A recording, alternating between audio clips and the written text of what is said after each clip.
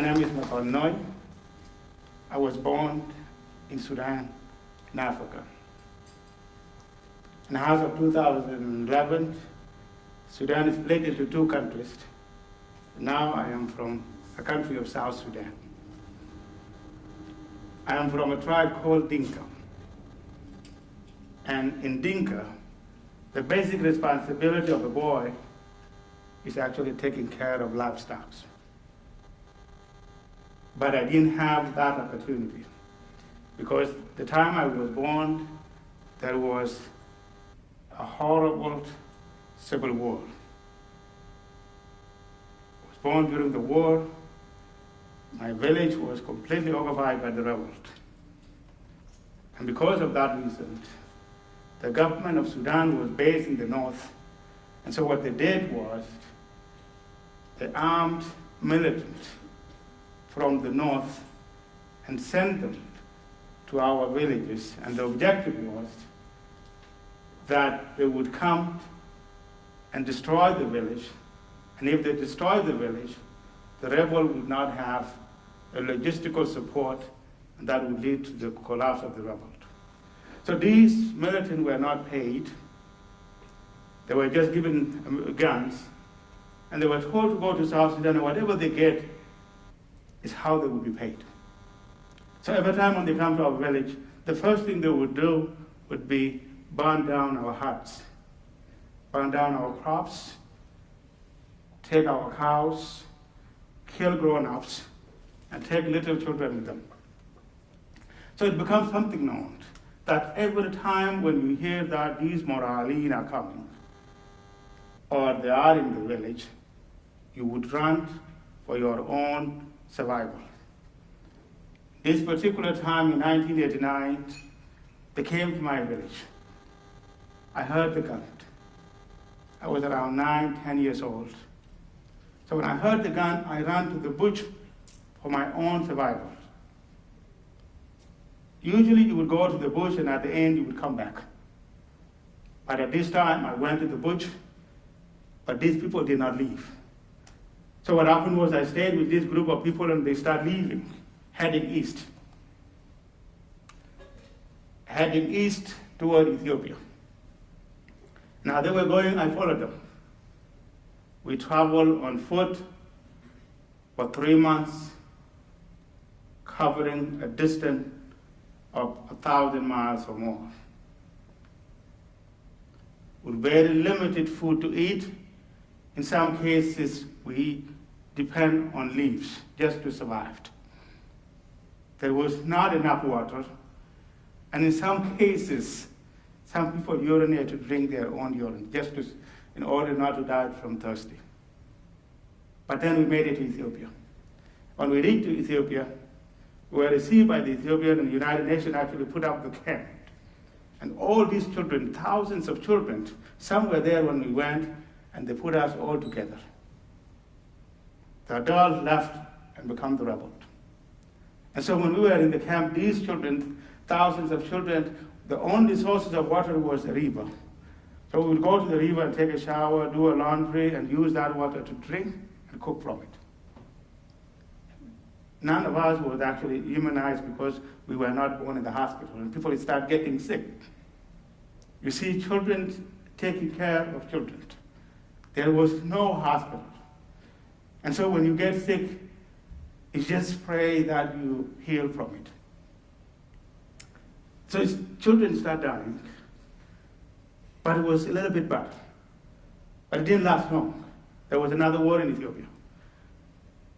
So the war in Ethiopia, we were chased back to South Sudan at a gunpoint.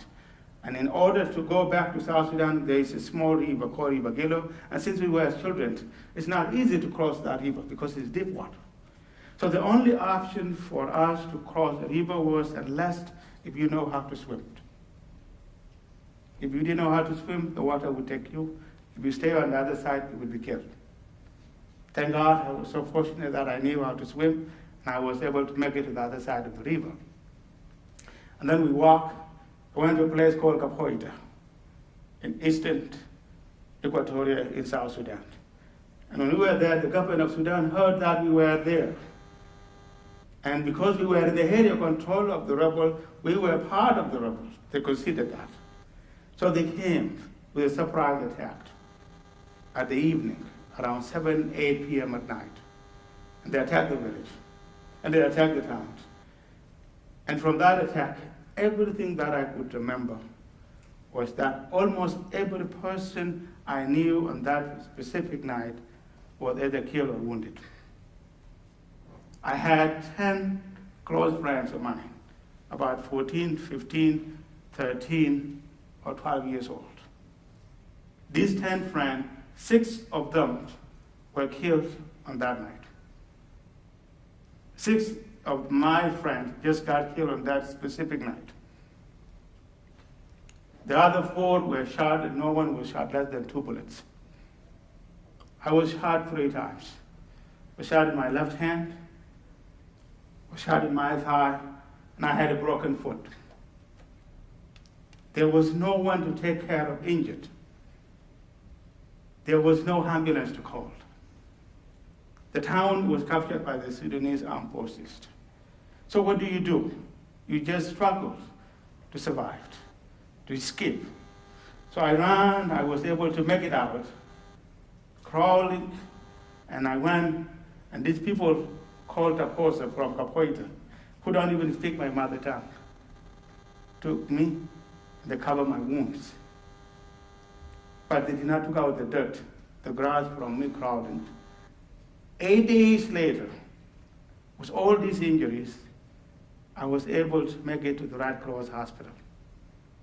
And when I went to the hospital, the doctor looked at my hands, all 3 of my wounds, all of them were infected.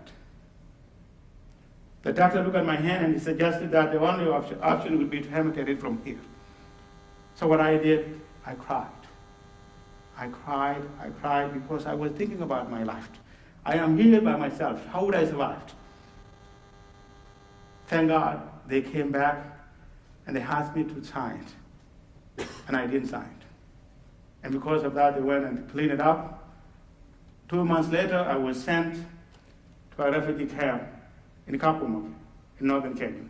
I stayed there. Then in 1998, someone from the United States government, State Department, and someone from the United Nations High Commissioner for Refugees came to the camp.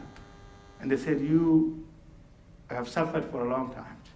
If the US government decided to take you to America, would you accept? For us, it was a dream come true.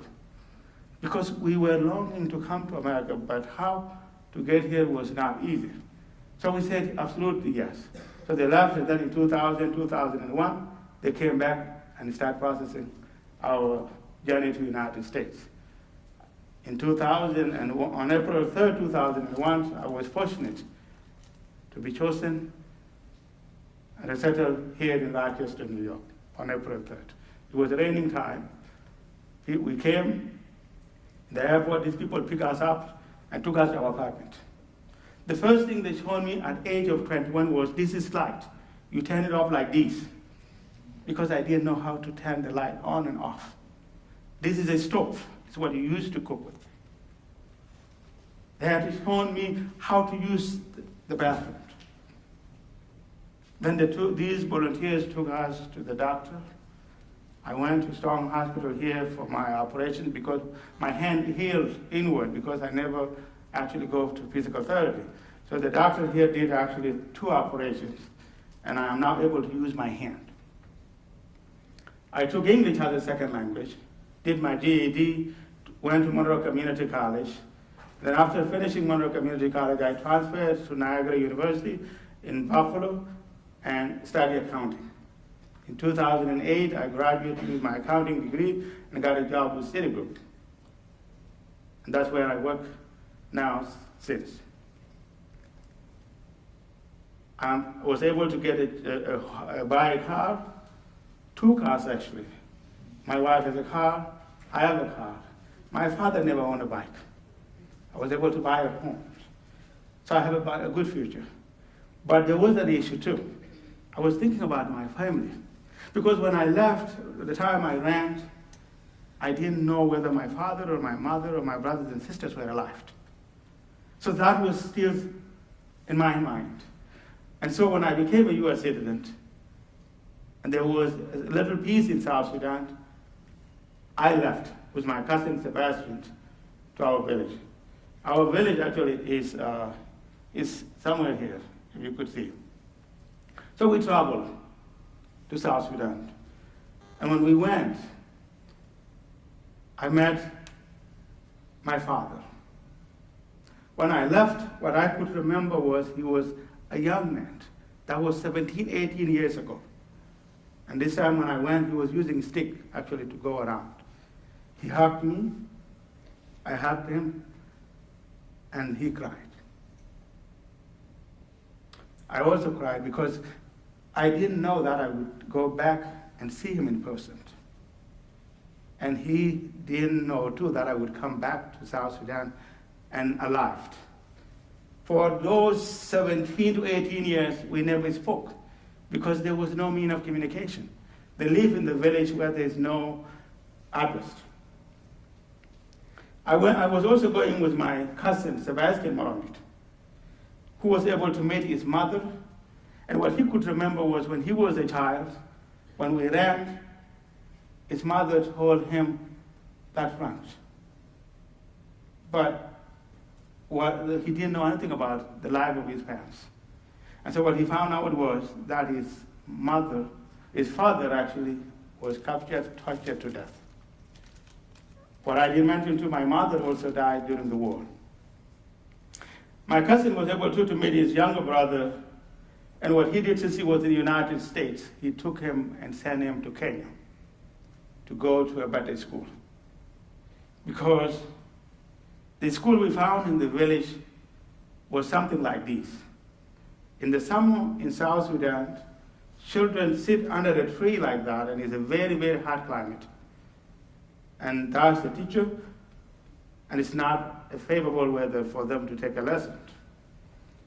This is also how it is during the rainy season.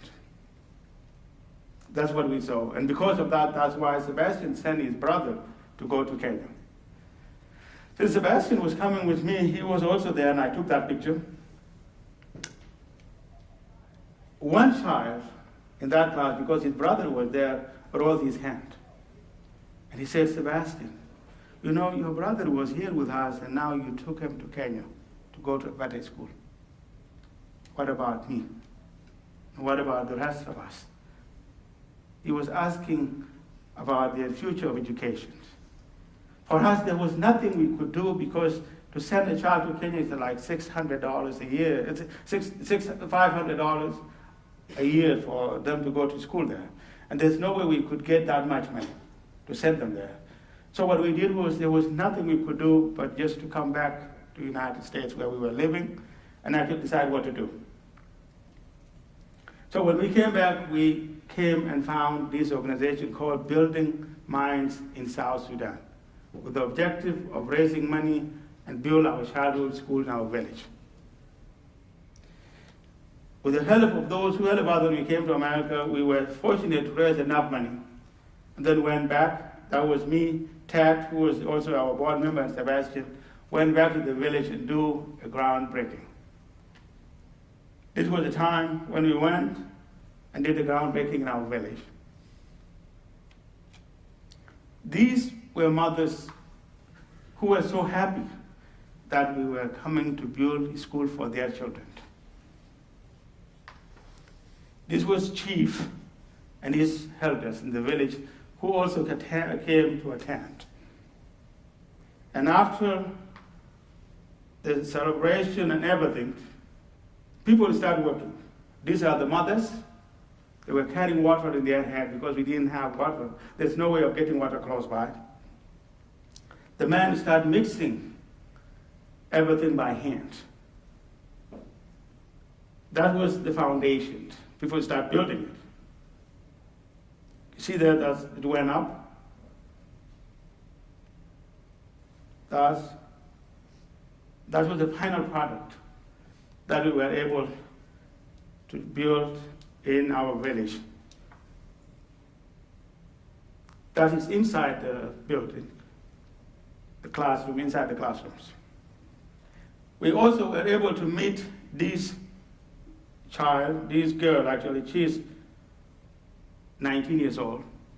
She had a polio when she was a child, but she wants to learn, and she has no means of going to school. So what she does is she goes to school on her knee. She walks on her knee 3.5 miles, one way. Because of that, we were able actually to come here and raise the money, and went home and bought her that wheelchair. Now she's able to use that wheelchair to go around.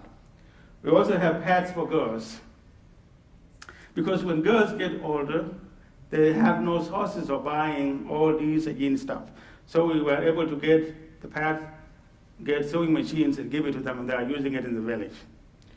That's when they were given the pads. And we support adult education in the village. And we also built, after we finished our first school, we were able to build girls' primary school. And as I am speaking, we just started building a secondary school in our village. So in short, what I just talked about was my life when I left my village. I didn't have hope. I didn't know what the future holds. But through hard work and commitment, my life has changed. As I mentioned earlier, I now have a home. I have a family, and my cousin and I were able to go back and build 2 primary schools in our village. We are now building a high school in our village. And so what I want to tell you is, I want to say that whatever happened to you when you are a child or when you have difficulties, if you work hard, there's a chance that you will overcome and do something better for other people. And thank you for the opportunity.